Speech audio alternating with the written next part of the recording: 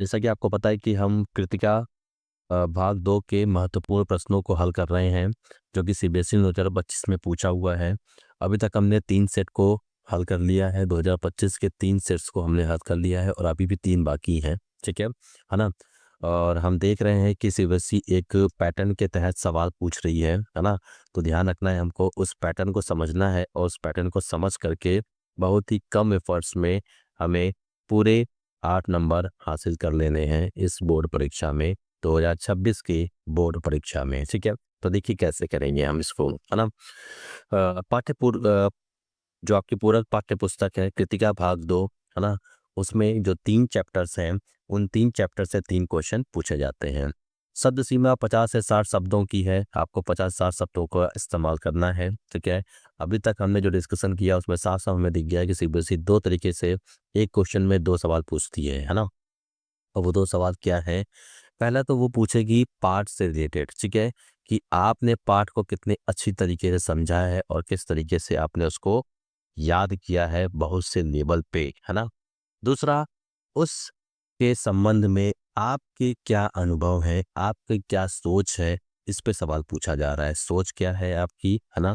और या आपका क्या अनुभव है, ठीक है? हमने देखा है कि सीबीई में यही कॉम्पिटेंसी बेस्ड एजुकेशन में यही चीज़ तो देखा जा रहा है कि आपने जो पाठ पढ़ा है, उससे आपके सोच में क्या परिवर्तन आया है या आपने उसको पढ़ने के बाद क्या एक्सपीरियंस किया हुआ है और कितना आप उसको समझ पाए हैं प्रॉपर तरीके से, ठीक है?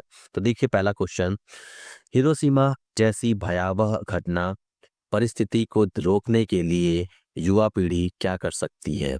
मैं क्यों लिखता हूँ पाठ के संदर्भ में लिखिए, ठीक है? तो देखिए उन्होंने एक क्वेश्चन पूछ लिया, हिरोशिमा मैं क्यों लिखता हूँ, आपको पता है अज्ञे जी के द्वारा लिखा गया है मैं क्यों लिखता हूँ, ठीक है ना? उसमें हिरोशिमा की जो घटना हुई 1945 में, जब यूएसए ने जापान के हिरोशिमा आइलैंड पे बम गिराया, है ना? ठीक है? और गिराने के बाद बहुत सारे लोगों की मृत्यु हुई, रेडिएशन फैला और बहुत सारे लोग मर गए, ठीक है? तो इन्होंने उसी घटना को, उसी परिस्थिति को रोकने के लिए युवा पीढ़ी क्या कर सकती है, उससे सवाल पूछ लिया, ठीक है? तो अब आपके पास बड़ा अच्छा मौका है और बहुत अच्छा सवाल है, आप इसको लिख सकते हैं। क्या कर सकते हैं हम कि हम कम से कम वैज्ञानिक रूप से जागरूकता फैला सकते हैं कि ऐसी मानहानि, ऐसी घटना, है ना? लोग जिसको याद करते हैं बहुत ही बुरा है, जनमानस के लिए तो बहुत ही बुरा है, ठीक है? तो इस पे आप बड़े आराम से खुल करके जवाब लिख पाएँगे, ठीक है? ध्यान ये रखना है कि पाठ के संदर्भ में लिखना है, इस बात को ध्यान रखना है आपको कि चैप्टर से आपको भटकना नहीं है, ठीक है? साफ-साफ वहाँ लिख रहा है ना? कि वहाँ पे जाते हैं जापान में और वहाँ देख रहे हैं हॉस्पिटल में, अस्पताल में बहुत सारे लोग तड़प रहे हैं, ठीक है? बहुत सारे लोग मर चुके हैं, ठीक है? एक वहाँ पिक्चर दिखाई दे रही है कि उस पे एक जो प्रिंट दिखा हुआ है ना? कि वो आदमी वहाँ पे खड़ा था और किस तरीके से उसकी छाया बन गई, सोचिए कितना खतरनाक होगा ना? तो इसका इस्तेमाल करते हुए, इसका रेफरेंस देते हुए आपको लिखना है, ठीक है? जागरूक करना है लोगों को, है ना? कि विज्ञान का इस्तेमाल, है ना?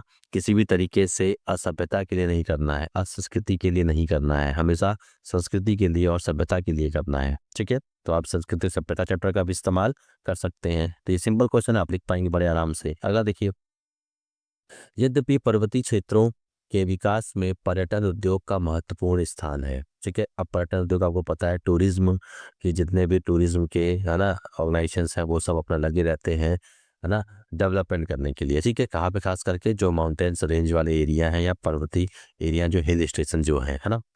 तथापि यदि पर्यटन इन क्षेत्रों में बढ़ते प्रदूषण हेतु भी उत्तरदायी है, आपको पता है कि यही पर्यटन के जो लोग वहाँ पे अपना व्यापार करते हैं, वही पॉल्यूशन भी वहाँ पे बढ़ाते हैं, ठीक है? साना साना हाथ जोड़ी के आधार पर लिखिए कि इसे कैसे संतुलित किया जा सकता है। देखिए, अब पाठ का रेफरेंस के हिसाब से देना है, तो अब आपको पता होना चाहिए भाई, क्या पता होना चाहिए? कटाव के बारे में पता होना चाहिए बहुत अच्छी तरीके से, ठीक है ना? झेंगू और जो और 2 शब्दों का इस्तेमाल किया गया, एक है लायुंग, लायुंग का इस्तेमाल किया गया है। लायुंग का ज़िक्र किया गया है कि यहाँ पे बर्फ़ नहीं मिल रही है, ठीक है? 14,000 फीट की ऊँचाई पे भी बर्फ़ यहाँ पे नहीं मिल रही है, ठीक है ना? मेन सी लेवल से 14,000 ऊँचाई पे भी यहाँ बर्फ़ नहीं मिल रही है, उसका सबसे बड़ा कारण क्या है? प्रदूषण है ना? लेकिन यहाँ पे बर्फ़ मिल रही है कटाव में, और कटाव में बर्फ़ क्यों मिल रही है? क्योंकि ये अभी पर्यटन स्थल नहीं बना हुआ है, यहाँ पे दुकानें नहीं खुली हैं, इसलिए लोग ज़्यादा जानते नहीं हैं और ज़्यादा लोग जाते नहीं हैं, ठीक है?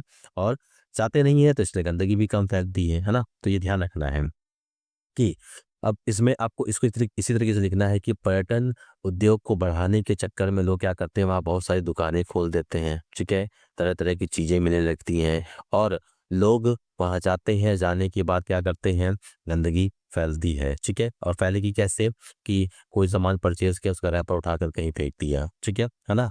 तो पर्वतीय क्षेत्रों में जितने भी आपके हिल स्टेशन हैं वहाँ पे पर्यटन उद्योग बढ़ाना अच्छी बात है, ठीक है, डेवलपमेंट होता है, पर्वतीय लोगों का विकास भी होता है, ठीक है। लेकिन ध्यान हमको क्या रखना है, पर्यटन का ध्यान रखना है ना। तो आपको याद रखना है कि किस तरीके से वो ये लोग उत्तरदायी हैं, दुकान खोलेंगे, है ना, पहाड़ों को काटते हैं रास्ता बनाने के लिए, बहुत सारे पेड़ पौधे कटते हैं, ठीक है, बहुत सारी चीज़ें नीचे से ट्रांसपोर्ट करके ले जाई जाती है, इस तरीके से थोड़ा सा बहुत नुकसान होता है पर्वतीय क्षेत्रों का, ठीक है। तो ये बातें आपको लिखनी है, ठीक। तो आप एग्जाम्पल यहाँ पे कटाव और लायूं का दे सकते हैं बहुत अच्छी तरीके से, है ना। अभी सब उम्मीद है कि सारे चैप्टर्स याद होंगे क्योंकि आपने चैप्टर्स को अच्छे से पढ़ लिया, इसलिए हम इसको डिस्कशन कर रहे हैं, है ना, ठीक है। तो आप कलेक्ट कर पाएंगे बड़े आराम से और लिख पाएंगे फिर, है ना। आगे देखिए, ये है माता कांचल से, भोलानाथ और उसके साथियों द्वारा खेले जाने वाले खेलों से वर्तमान में सोशल मीडिया और ऑनलाइन गेम्स की गिरफ्त में फंसे बच्चे क्या प्रेरणा ले सकते हैं, तर्क सम्मत उत्तर दीजिए। देखिए, अब आपको वहाँ पे साफ साफ दिखता है कि भोलानाथ और उसके साथी, है ना, कर क्या रहे हैं। देखिए, मिठाई की दुकान लगाया उन लोगों ने, है ना, घरौंदा बनाया उन लोगों ने, शादी की उन लोगों ने, उसके बाद खेती का काम किया, है ना, ये सारी चीजें की, ठीक है। जब आंधी तूफान आई तो बाग में जाकर के क्या कर रहे हैं, ठीक है, आम बिनने चले जाते हैं, ठीक है। और उसके बाद साथ में क्या किया उन लोगों ने, खेत से चिड़ियों को भगा रहे हैं। ये सब बातें आपको रटी होनी चाहिए बिल्कुल, लेकिन आज का बच्चा, ये उस समय की बात है, ये सब आपको लिखना पड़ेगा, ठीक है। तो जब आपने अच्छे से पढ़ा तो सब लिख पाएंगे आप।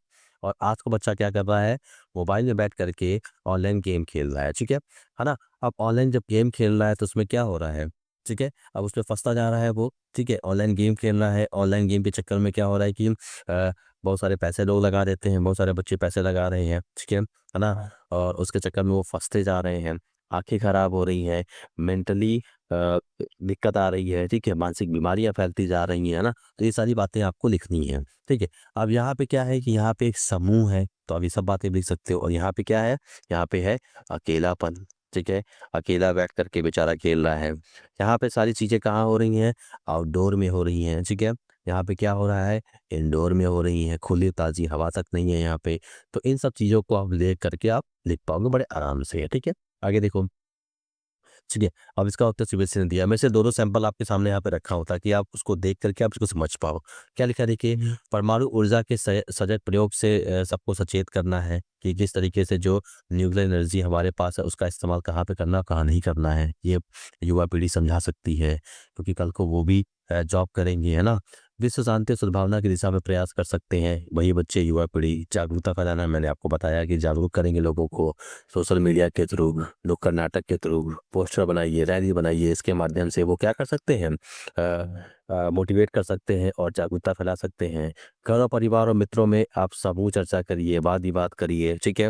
विज्ञान के सदुपयोग के लिए समाज को प्रेरित करना है, उनको वो सारे इवेंट्स, सॉरी, वो सारे जितने भी एक्सपेरिमेंट है वो सब चीज़ें आप बताइए उनको, देखिए इससे कितना फ़ायदा है, किसने कितने लोगों का फ़ायदा है ना। तो अब इसमें से 4 बातें आप लिखेंगे तो आपको 4 नंबर मिल जाएंगे, कोई 2-3 बातें लिखेंगे तो 3 नंबर मिलेंगे। इस तरीके से इसका बाइफरकेशन किया गया नंबर्स का। उसके बाद देखिए, अब अगला है कि जो हमने सेकंड क्वेश्चन पढ़ा था कि व्यावसायिक गतिविधियों को नियंत्रित और सीमित करने के लिए, है ना। क्यों, क्योंकि भाई अगर पर्यटन स्थल बहुत ज़्यादा व्यावसायिक तरीके से काम करेगा तो वो सीधी सी बात है कि प्रकृति का दोहन करेगा, नुकसान पहुंचाएगा, है ना।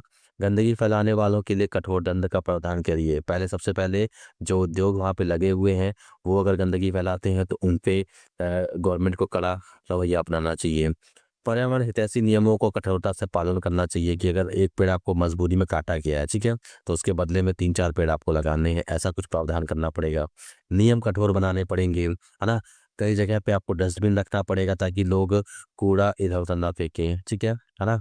कुछ जगह जहाँ पे ज़्यादा बायोडायवर्सिटी है वहाँ पे जाने से लोगों को रोकना चाहिए, ठीक है ना।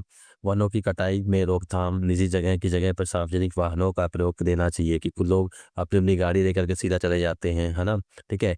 तो कोशिश ये होना चाहिए कि लोग जो आपके जो एक साथ 5-6 लोगों को लेकर के जाते साथ तो को उन गाड़ियों का इस्तेमाल करना है, कमर्शियल नहीं, कम से कम आप पब्लिक पब्लिक व्हीकल्स का इस्तेमाल करिए, ठीक है? और कोशिश करिए कि वहाँ पे डीज़ल, पेट्रोल के बजाय आपका ये जो सीएनजी है, सीएनजी वाले जो गैस हैं, उन सब चीज़ों का इस्तेमाल करें ताकि ईंधन आपका स्वच्छ रहे, फ्यूल आपका बर्बाद ना हो। प्लास्टिक का उपयोग बिल्कुल प्रतिबंध कर देना चाहिए, प्लास्टिक का इस्तेमाल ही नहीं करने देना चाहिए वहाँ पे। तो ये सारी बातें हैं, ठीक है? ये आपको अच्छे से पता होगा तो आप बड़े आराम से इसको सॉल्व कर पाएँगे, ठीक है? तो ये दोनों क्वेश्चन मैंने आपको सॉल्व करके दिखा दिया और उम्मीद है कि आपको समझ में आ गया होगा, है ना? और अभी आप पैटर्न भी बहुत अच्छे से समझ में आ गए होंगे आपको, ठीक है? चलिए मिलते हैं अगली क्लास में, है ना?